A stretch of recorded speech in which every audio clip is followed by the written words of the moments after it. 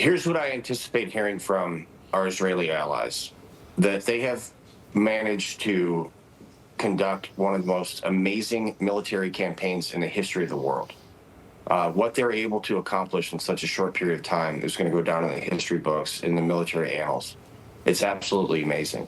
And let's remember the reason that they're able to do this, including building a drone factory essentially inside of Iran, is because the vast majority of the Iranian people hate the terrorist regime in Tehran.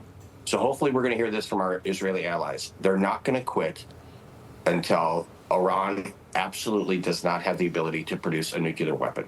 Let's dive even further into the conversation. I'm learning you recently had a discussion with Reza Pahlavi, who is Iran's exiled crown prince. A little background for our audience on Pahlavi. He is the son of the last Shah of Iran, who was ousted by Iran's Islamic regime back in 1979. Pahlavi has not returned to Iran since 1978, when he left to study in America at the age of 17. Pahlavi is now presenting himself as a potential future leader of Iran in the event of a regime change amid the country's war with Israel. Congressman, can you explain what came from this discussion, what you gathered, what was your feeling during it, maybe the messages conveyed to you that you can share with our viewers this morning? Absolutely. I had a conversation for over an hour with the Crown Prince the day before yesterday. And let me be real clear what they don't want. What they don't want is American boots on the ground. What they don't want is regime change and nation building driven by the United States of America. What they want from us is very simple. They want us to continue to enable Israel, other countries, to help set the conditions for the Iranian people to rise up and get rid of this terrorist regime. That's what they want. They also want a secular government in Iran. They want the United States and the world to open up the gates of trade with Iran so that they can become a nation that is at peace with their neighbors. That's what they're looking for.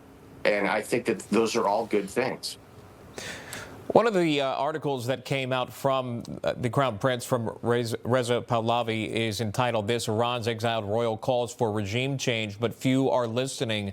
But it goes on to say, quote, Pahlavi does not have some support in Iran, as he has tapped frustrations with the regime and nostalgia for the pre-revolutionary era. But the extent of that support is debatable, and the Iranian diaspora has long been blinded by internal divisions and accusations that is out of touch, end quote there. Just your thoughts on that, Congressman. Well, someone is going to have to step in and take charge, at least for a limited period of time. And the questions that I had for the Crown Prince were, are you concerned about external influencers, like from Afghanistan, for instance, that may try to disrupt this process? There's going to be a period of time where you're not sure what the heck is going on. There's going to be a power vacuum that's created. There's ethnic Baluchis that are in Iran. Are they going to rise up? And they're going to try to start another civil war. So the road is going to be tough ahead. But what the advantage that the Crown Prince has is he has name recognition. And he actually nailed it in that article. People are looking back during the time of the Shah and saying maybe it wasn't as bad as we thought. Yeah.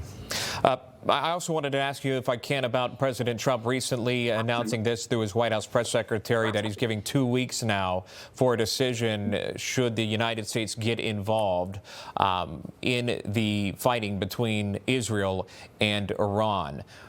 What do you make of the 2 weeks? There's been some criticism about it. Do you support that by the president? Absolutely. Listen, President Donald J. Trump is the president of peace. We don't want another war. We don't want to get into an endless war. We don't want to do regime change and nation building anymore. So by Donald Trump saying, hey, look, get your act together, you got 2 weeks to come to the table or go to the grave, I think it's the right thing to be doing. So Iran needs to understand this. When I say come to the table to the terrorist mullahs, that means come to the table and resign and help a peaceful transfer away from your terroristic regime. So Donald Trump has my absolute 100% confidence that he's going to do what's right. And Pete Hegseth, the Secretary of Defense, is posturing forces to allow the commander-in-chief, that is Donald Trump, to exercise any option he may choose to. Information, truth is freedom. Is Newsmax. It's real news for real people.